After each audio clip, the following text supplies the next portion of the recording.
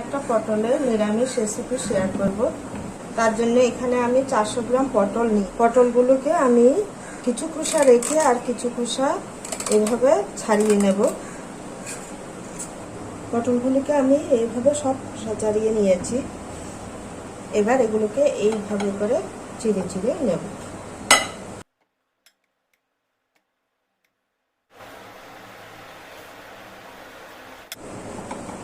এভাবে আমি দুই দিক করে চিড়ে চিড়ে নেব। পটলগুলো দেখতেও সুন্দর, খেতে যেমন সুস্বাদু হবে, দেখতেও খুব সুন্দর লাগবে।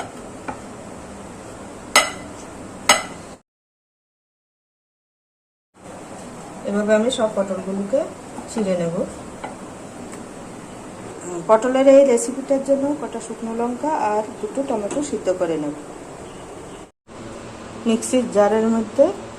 এবার আমি মশলাটাকে পেস্ট করে নেব। এর মধ্যে কিছুটা আদা কুচি আর 4টে কাঁচা লঙ্কা দিয়ে পেস্ট করে নেব।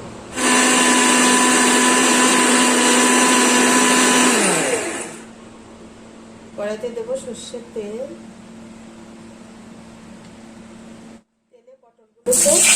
পটলগুলোকে নুন হলুদ দিয়ে হালকা ভেজে নেব। লবণ, হলুদ, পটলগুলো হালকা ভেজে তুলে দেব। পটল ভাজা হয়ে গেছে, এবার তুলে দেব। ফোড়নে দেব দুটো তেজপাতা, গোটা গরম মশলা আর দেবো জিরে। ফোড়নটা ভেজে দিয়ে এবার মশলার পেস্টটা দিয়ে দেব। মশলাটা কিছুক্ষণ কষিয়ে নেব।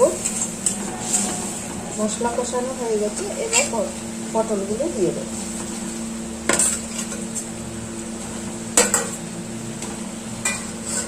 পটলগুলোকে মশলার সঙ্গে আরো 1 মিনিট কষিয়ে নেব।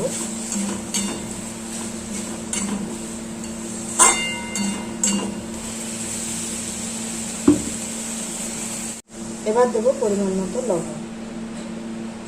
এবার 2 মিনিট এটাকে রান্না হতে রেখে দেব। রেসিপিটা প্রায় হয়ে এসছে। ওপর থেকে কিছুটা পনির এভাবে ঘষে ঘষে দিয়ে দেব।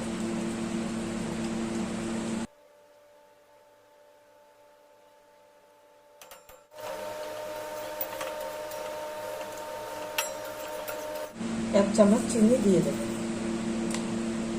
তৈরি হয়ে গেল পটল পনিরের অসাধারণ রেসিপি।